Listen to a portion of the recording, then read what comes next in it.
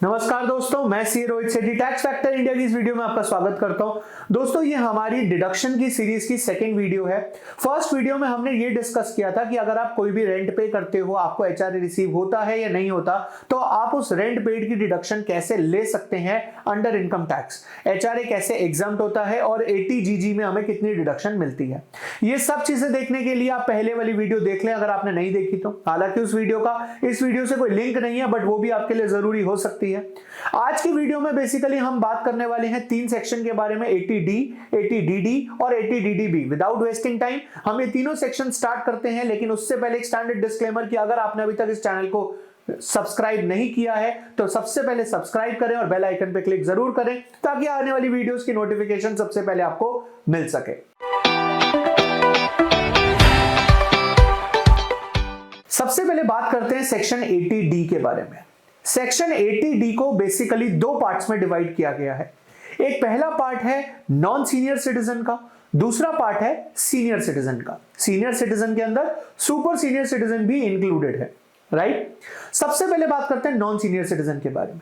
Non senior citizen को अगर कोई भी आप मेडिकल इंश्योरेंस का प्रीमियम पे करते हैं, मेडिकल इंश्योरेंस का प्रीमियम पे करते हैं, तो उस केस में आपका और आपकी फैमिली का और आपके स्पाउस का आपको प्रीमियम की डिडक्शन मिलनी अलाउड है, और वो डिडक्शन मैक्सिमम मिलती है 25,000 तक। अगर आप अपने पेरेंट्स का करवाते हैं और आपके पेरेंट्स भी नॉन सीनियर सिटीजन हैं, तो उस केस में भी आपको जो डिडक्शन मिलती है वो 25,000 तक मिल सकती है। इसका मतलब मैक्सिमम डिडक्शन जो यहां पर अब आपको मिल रही है in case of non senior citizen वो 50,000 तक मिलती है, राइट। लेकिन इसमें एक चीज होती है preventive health checkup. Preventive health checkup के लिए भी अगर आप कोई प्रीमियम पे करते हो तो उसकी भी 5,000 रुपए की डिडक्शन मिलती है। लेकिन एक बात ध्यान रहे, आपके इंश्योरेंस प्रीमियम का और आपके प्रिवेंटिव हेल्थ चेकअप का टोटल 25,000 से ऊपर नहीं जाना चाहिए। फॉर एन एग्जाम्पल, आपने 19,000 रुपए प्रीमियम पे करा अपना, अपनी फैमिली का, स्पाउस का और पेरेंट्स का मिलाकर 19,000 रुपए मेडिकल इंश्योरेंस प्रीमियम पे करा, और आपने 7,000 रुपए प्रिवेंटिव हेल्थ चेकअप के लिए प्रीमियम पे कर दिया, तो टोटल हो गया 26,000 रुपए। लेकिन आपको जो डिडक्शन मिलेगी वो मैक्सिमम मिलेगी 25,000 तक। ये तो बात हो गई नॉन सीनियर सिटीजन के बारे में। अब अगर बात करें हम सीनियर सिटीजन के बारे में, तो सीनियर सिटीजन के केस में अगर आप अपने लिए या अपनी वाइफ के लिए या अपने डिपेंडेंट बच्चों के लिए पॉलिसी लेते हैं, तो उस केस में आपको ये डिडक्शन 50,000 तक मिलती है, सेम मेडिकल इंश्योरेंस प्रीमियम की। और अगर आप अपने पेरेंट्स के लिए लेते हैं तो एडिशनल 50,000 अगर आपके पेरेंट्स भी सीनियर सिटीजन है, ऑब्वियसली होंगे, अगर आप हो तो आपके पेरेंट्स तो होंगे ही होंगे, ठीक है।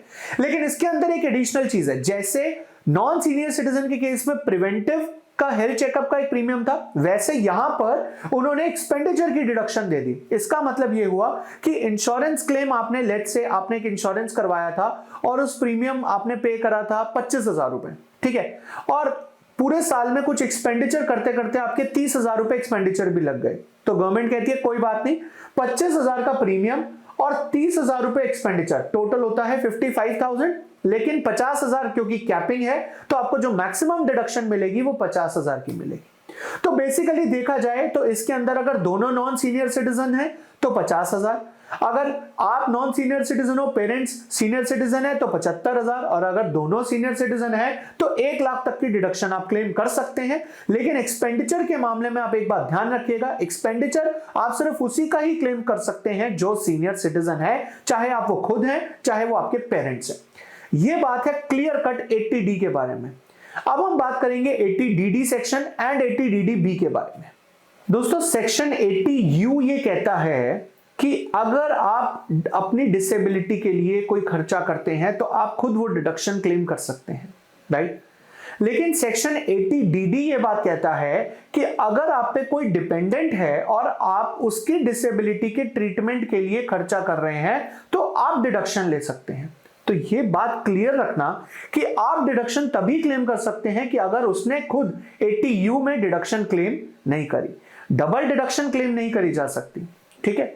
दूसरी बात इस सेक्शन में यह ध्यान रखनी है कि यहां पर irrespective of the expenditure incurred होता है, यानी कि आपने कितना एक्सपेंडिचर किया इससे कोई फर्क नहीं पड़ता। तीसरी मेजर बात आपको ध्यान ये रखनी है कि यहां पर डिसेबिलिटी जो होनी चाहिए वो बिलो 40% नहीं होनी चाहिए। अबव 40% होनी चाहिए, बिलो 40% के केस में डिडक्शन अलाउड नहीं होगी। अब कितनी डिडक्शन अलाउड होगी? अगर डिसेबिलिटी जो है वो 40% से 80% के बीच में है तो उस केस में 75,000 की डिडक्शन अलाउड है पर एनम। और अगर डिसेबिलिटी जो है वो 80% अबव है तो उस केस में 1,25,000 की डिडक्शन अलाउड है। डिपेंडेंट्स के अंदर आपके ऊपर कोई डिपेंडेंट होना चाहिए, वो कोई भी हो सकता है, आप मतलब आपके स्पाउस हो गया या चिल्ड्रन हो गए या पेरेंट्स हो गए या फिर ब्रदर एंड सिस्टर हो गए। और अगर HUF है तो HUF का कोई भी मेंबर अगर उस डिसेबिलिटी की वजह से उसके ऊपर एक्सपेंडिचर किया जा रहा है तो HUF भी इस डिडक्शन को क्लेम कर सकता है। ये बात है सेक्शन 80DD की। नेक्स्ट है सेक्शन 80DDB। दोस्तों इससे पहले कि हम आगे बढ़े, आपको लगता है कि ये वीडियो किसी की हेल्प कर सकती है तो उससे शेयर जरूर करें ताकि वो या अपने डिपेंडेंट्स के लिए वो खुद डिडक्शन क्लेम कर पाए और उनके ऊपर टैक्स बर्डन ना पड़े, क्योंकि मेडिकल एक्सपेंडिचर करने की वजह से वैसे ही उनके ऊपर काफी टैक्स बर्डन पड़ गया है। तो क्या पता ये वीडियो किसी की ऐसे हेल्प कर दे कि उसका टैक्स का बर्डन कम कर दे, राइट। चलिए इस बात करते हैं सेक्शन 80DDB के बारे में। सेक्शन 80DDB ये कहता है कि कोई भी पर्सन अगर एक बड़ी डिसीज से झेल रहा है, जैसे कि ये 5 कैंसर हो गया, एड्स हो गया, ऐसी कोई भी डिसीज से अगर कोई पर्सन सफर कर रहा है या उसका कोई डिपेंडेंट सफर कर रहा है और उसके ऊपर मेडिकल एक्सपेंडिचर किए जा रहे हैं तो उसकी डिडक्शन क्लेम की जा सकती है। अगर वो नॉन सीनियर सिटीजन है तो मैक्सिमम डिडक्शन 40,000 होगी, मैक्सिमम। यानी कि अगर आपने 20,000 का एक्सपेंडिचर किया तो 20, 30 का किया तो 30, 40 का किया तो 40, पर 50 का करोगे तो भी 40। लेकिन सीनियर सिटीजन और सुपर सीनियर सिटीजन के केस में ये डिडक्शन 1 लाख तक क्लेम की जा सकती है। लेकिन इसमें जो याद रखने वाली बात है वो ये कि आपको डिडक्शन क्लेम करने के लिए सारे के सारे डॉक्यूमेंट संभाल के रखने पड़ेंगे। इसका मतलब जो भी वो डिसीज जब डायग्नोस हुई थी और जब किसी डॉक्टर ने जो उसका स्पेशलिस्ट था उसने एक आपको प्रिस्क्रिप्शन बनाकर दी थी या एक रिपोर्ट दी थी कि हाँ आपको वो डिसीज या फिर किसी को भी डिसीज डायग्नोस हो गई है, तो वो डॉक्यूमेंट आपके पास होना जरूरी है क्योंकि उसी के बेसिस पे आप ये डिडक्शन क्लेम कर पाएंगे। तो बेसिकली आज की वीडियो में हमने जो बात करी वो section 80D, DD and DDB के बारे में बात करी, जिसमें मैक्सिमम डिडक्शन की बात की जाए तो 80DDB के अंदर जो मिलती है वो आपको मिलेगी अगर आप सीनियर सिटीजन है तो 1 लाख, अगर आप नॉन सीनियर सिटीजन है तो 40,000।